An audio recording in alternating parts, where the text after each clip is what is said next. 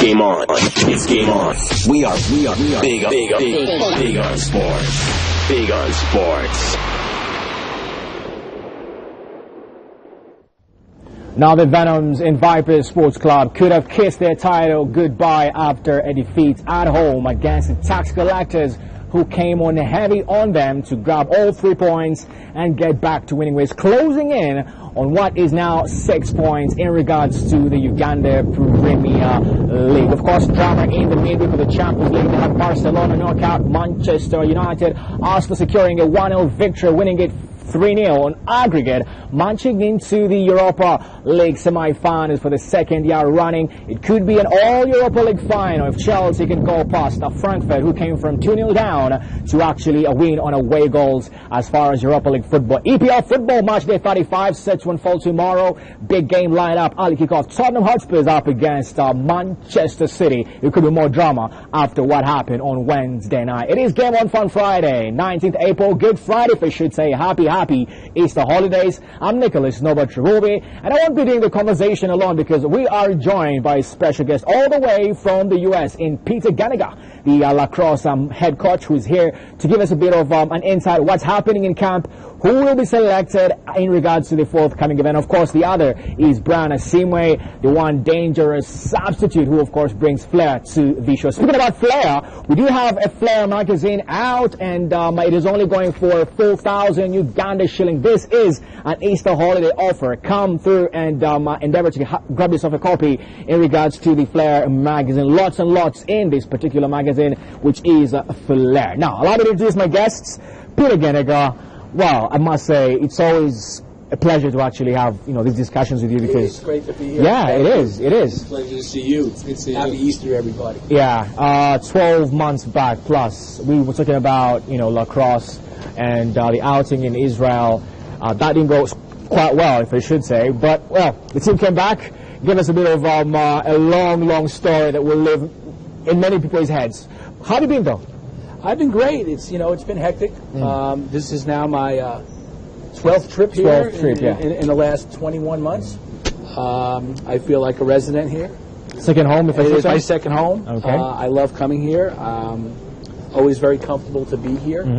And just really enthusiastic about the growth of the game here.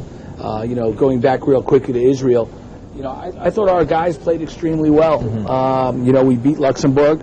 We were in a position to beat Peru, and unfortunately we couldn't hold on in the end. But I think, you have to be a little optimistic here and a little bit philosophical, and it goes deeper than wins and losses for us right now because we're still growing the game here. So it's just that it's about bigger things about building the game. I would like to ask you how much of the local language do you know? Do you have a name already that they have baptized you with, or you just saying Peter Ginneger guy? I hear they call me Mzungu. I like to live it everywhere. But I'm learning a little bit more every time I come. Obviously, I'm learning more about the culture, and some of the things that are a little bit different than being back in the United States, especially in California. But I still have this amazing sense of pride here, and I just feel like the people on the ground that are doing the job here every day and building lacrosse have done such a remarkable job. They really are truly my heroes. Okay. Brian over there on my very far left-hand side, obviously Arsenal into the semi-finals, smiles all the way, drama on Wednesday night. How's your week been? It's been such an exciting week. Obviously, the climax being the Holy Weekend that we are walking into. Oh, yeah. He was crucified, by the way. Yes, but he's about to rise. So I want to say happy holidays to all our Christian brothers out there, and certainly we do appreciate you for joining us. And it's good to have Peter here. I followed Lacrosse for quite a while, and probably for me quickly, one of the things I would want to ask him is, ever since he came in, obviously there's been plenty of changes with the national side. What would you say has been the progress of the team from the time you arrived and probably up until now? What are some of the substantive things you've noticed about the side that you can say these are some of the things that have changed about the team? Well, again, from the men's national team side, I thought we did a really good job in Israel, all things considered. I think the preparation was good. I think their willingness to work hard was there. I'm really excited more right now about the growth of what's going on with our women's teams, the high growth of the high school teams happening here, the youth programs that are going on here. One of the things that we really wanted to strive when we spoke that first time last year was building sustainability. Yep. And I think we're getting there. In the world of international sports, I think finances are everything in terms of being able to go and play and get to the tournaments you need to get to the world championships. That just doesn't happen. Okay. So a lot of our focus away from the game has been in fundraising and trying to make sure that we have the ability to take our teams. This summer, the women's under-19s to Canada. Okay. Next summer, our men's under-19s to Ireland. And then the women's senior team in 21, and then the men's team again back in 22. So, our long-term goal is to make sure that we have that kind of funding. And so we're not really wondering, can we go or can we not go? We hope in the near future to be able to have that mechanism to not really worry about that. Obviously, talking about the finances, something we'll be getting into a little bit later on. But quickly, your trip or your return back to Uganda, out of curiosity, what you been up to back in the States? I mean, every time we know Peter's coming back, there's probably some good news coming through. But what you been up to back in the States? Well, this is going to reveal how old I am, I guess. But it's okay. After 40 years of college coaching, I said enough. Enough. And that was a really heart-wrenching thing for me to do. It was a big part of who I am. I'll be honest, this year was a little rough, not coaching in the college game, but I think I left my team there at Claremont College in good hands with one of my assistants, Scott Whitkin, who's been there with me forever. And just, really focusing a lot on Uganda lacrosse while we're there. I've done a lot of travel and talked to a lot of people, and we talk about the story here and about how this is something that has just been, in a lot of ways, kind of an odyssey for me and for the others back in the States who are working hard at this. I love to tell the story. Okay. I love to tell, the heartwarming things that happen here whenever I'm here. The little children that come out and play are just, they really warm my heart. I love them all, and they come out and they give you a big hug, and they just want to be around you. And then we're working with the women now a lot, and the under-19 boys, and just it really has become a culture here. Quite interesting you mentioned culture, that being a key word. Not too long ago, I managed to attend one of the events. That's, of course, the Nabisunsa Open. And I saw so much hunger and, positivity, just within the schools. And something that caught my eye, it was the weather conditions. It was quite really hot at the time. But there was no such thing as, can we end the event now? It was all about a hunger and wanting more and more. And I questioned Liberty, the guy who was behind the event. I asked him, what keeps these kids going? Because then it's a stake and, and a ball in there and just running around, and hopefully you get a goal at the end. But I just asked this question as the coach, what do you have in you that makes these girls or these young boys want to come back and again? Because end of the day, there isn't much that's in there for them in terms of like the day's events, just getting a medal and just feel happy about it. What keeps them running on that, regular basis? Well, I think I have very little to do with it. I think it's all in them. They've all come to embrace the sport of lacrosse. They love the sport of lacrosse. They love playing. I've been at 4 schools this past week, visiting teams and watching practices. And there's an enthusiasm that's just infectious. And I think for the girls especially now, we really want to have this be a dream come true for them. And I think that's a big motivation for them, is the fact that I might have a shot to play on our women's under-19 national team and make history, because it would be the first team we've ever brought to an international event. And, there's only 18 slots for players. From the trials? From the trials. Just obviously about the trials, it's been, what, 2 weeks now already, 3 weeks already, preparation-wise? Could you just give us they've been preparing. Even before you returned, though? Way before. I mean, I would say they probably started preparing last September. Okay. I went to an event in Lugazi when I was here in October. And it was the first time I'd watched the women actually play competitively, and they were playing a friendly against Kenya. And it was more of a, it wasn't our national team per se, it was an all-star team, because we haven't picked our national team yet. And my jaw dropped when I watched them play, and how athletic they were, and how enthusiastic they were. And I went back and I told people in the U.S. and the folks that we deal with, you know, we have to get them there, because just watching them play was unbelievable. Coach, obviously, as lacrosse is an emerging sport here, you know, it's not probably one of those traditional sports, because back here you look at football, you probably look at basketball, you look at rugby in some of the traditional, you know, rugby playing schools.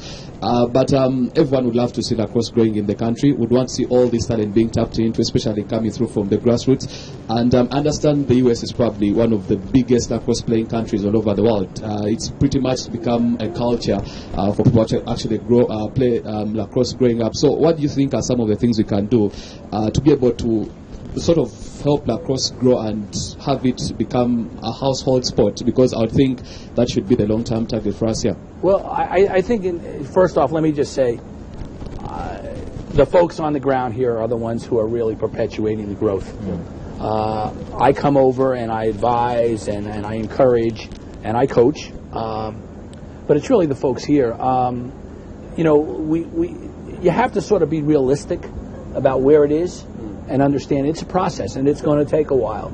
We are not going to be an international power in lacrosse for quite some time. That being said, can we be? Yes, sure we can. But again, you know, you got to crawl before you walk, and you got to walk before you run. Interesting that you mentioned that baby steps being taken. I'll just single out a few of his players I managed to follow individually. Gaswarga Gaylin, Kauthara Nemanja, Nandala Marian, Mulen Patience. These are some of the few that I've managed to watch personally and play. The times you've been around, are there any other characters that you think might actually fit in the sport and actually grow into the sport? And how well do you think all those that you managed to handle at this point in time will actually, you know, fit in the system and hopefully make it to the team to Canada? Well, I'll keep it in general. Okay. Because we haven't named the team yet. So I think there is a great pool of players here. I was at Navasusa School yesterday and watched them work out a little bit. And there's 3 or 4 girls there that have every ability to make their national team. And other schools as well. Canaan School. They originally came out on top. You know, very good program. Very dominant for the last couple of months. And the thing about Canaan that's interesting is they're starting up the men's program.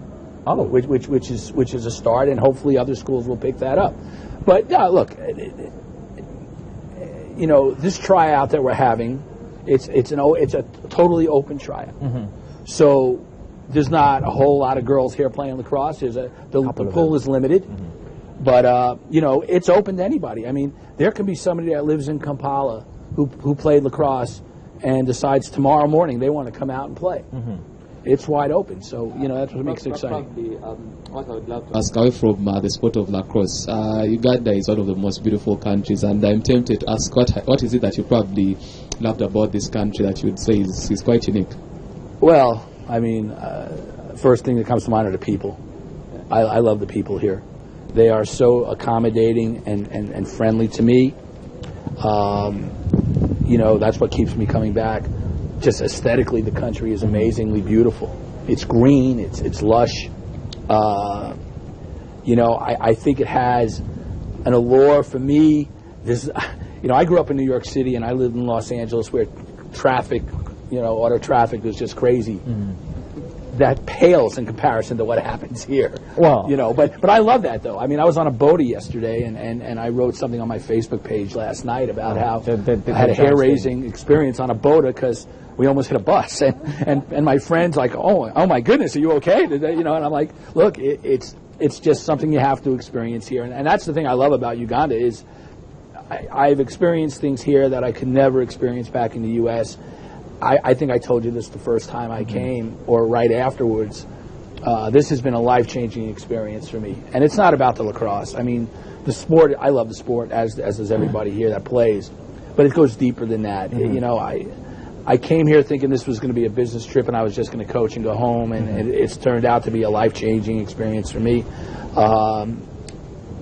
I, in a little bit of a way, I think I walked away from the college game because I was so passionate about what was going on here, and I wanted to be able to focus my time and efforts, even in the States, to what goes on here, and I do that every day. I'm in communications with folks here every day, talking about what they're going to do with practice today and things like that. We have a really nice long-term plan here. The Uganda Lacrosse Foundation, which is a U.S.-based organization, and really all our function is to fund and implement and work out the details for the international competitions. We leave the in-country stuff to the Uganda Lacrosse Association, but we have, as a foundation, we have some plans. Long-term plans. One of those plans, and it may be pie in the sky right now, but we really want to build a field of dreams here. Speaking about the dreams of, looking at the fact that now you have just 3 months before the event in Canada, then you have another 1 month before you fly out the men's team. In terms of fundraising, how far? Because there's a concern of the money might not be there, it might be there, and obviously when such things start going across the players' minds, it kind of falls into their mental, and you start to think while we're training if there's not going to be any monies. Are there measures being put across to have the monies available? We're working hard at it. And I think we had the same angst with the men last year. Yeah, before. And again, we have a big fundraiser coming up this week. It's a giving day on social media. Well, that's this weekend? The 26th, I believe. Oh, that's next week. But, those things raise money. We're trying to raise awareness both here in Uganda and in the U.S., and we're doing our best to get there. I mean, I'm confident. I mean, we'll find a way. We'll find a way. We're going to find a way. I mean, that's all I can say is, we were a little late in the game getting started here because of a couple things here logistically. We're a little bit behind the 8 ball, but we're moving hard. We're working hard at it. We've got a great coach, a great head coach here. Right. And she's going to come in next month or in early June. Her name is Chrissy Schreiber. Okay, the one you'll be working along with, or is she just going to be like the overall? Well, she's going to be the head coach. I'm here as an administrator and a lucky fan. Okay. But Chrissy comes from, the best way to say it, she comes from lacrosse royalty in the United States. Her brother Tom is a member of the USA national men's team, scored the winning goal in the World Championships this summer to beat Canada. Okay. Her family is a huge lacrosse family. Her father was a great player and coach. So we're so fortunate to have her. She's so enthusiastic about getting here. She's still coaching in the U.S. right now. As soon as her season ends, she's going to come out here with her assistant and work here along with Dora Nakato. Will that be on a permanent basis, or will it be like just a one-off, like during international engagements? Well, yeah, I mean, she'll come in. She'll be here for a week or two in June, and then we'll come back here again in late July, early August for our training camp before we go to World Championships. Okay. And then we'll take the girls over. We have some, hopefully, if everything goes to plan, we have them hopefully starting off in the U.S., in the Washington, Baltimore area for a couple days. They're going to, do some training there with some teams, then get up into the New York City area.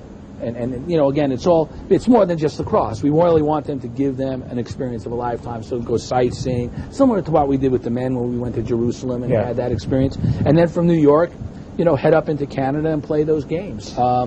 So again, we just hope it's a great experience. Just a final question before we wrap it up. Probably finally for me, obviously you've got all these people, including yourself, coming in from the States. Certainly you're helping the sport to grow here in Uganda, but should we expect probably the locals here, especially on the technical front, to probably tap into the experience that you've got, and just to be able for you to have you share some of your experience, some of some of the skills, and have some of our coaches back here as well tap into that from you guys? Well, again, we view this as a long-term experience. We want this to be sustainable. We know in the long run that future coaches here for national teams should be Ugandan and not Americans or Canadians. We're here to kind of get that sport going. And in my opinion, and I made a statement in a meeting here last Sunday that I think over the next 6 years, we'd like to develop Ugandan national team coaches, which means, we need coaches in country who want to be lacrosse coaches. They don't necessarily have to be lacrosse players. They may be coaching football now. They may be coaching rugby or basketball and decide, hey, I think I might like to try coaching lacrosse. We want to help develop those coaches, which is part of that whole Field of Dreams thing, because we want to have this, wherever we put it, to be a resource for not just Uganda, but all of Africa lacrosse, where coaches can come in, and we can have coaches coming in from the U.S., and Canada and all over the world to teach the game, to teach the coaching aspect of lacrosse, along with something hardly anybody ever talks about, which is the refereeing aspect of the game. Because without the refs, you really don't have a game because you don't have any order. Definitely. We're out of time. I can't call you coach now. Lucky fan, right? Lucky fan. Lucky fan. Call me a lucky fan. Lucky fan. Peter Ginneger, thank you so much for coming through. Thank you. It's been a pleasure again. Hopefully we'll see you again before the championships. That should be August, right? Mid-August. Mid-August. I'll be back again in early June with the women's coaches. And hopefully we can talk again. Okay, that is Peter Ginneger for you. Lucky fan all the way from the USA as he comes through to prepare the team. They'll be heading out in Canada, Peterborough, sometime in August for the girls under-19 Lacrosse Championship. Still to come, Vipers fell out to the tax collectors 2-1 on March Day, while Bright Stars had to leave it late to salvage a point at home against the Corps in Police FC. All that still to come right after this. Game on. It's game on. We are big on sports. Big on sports.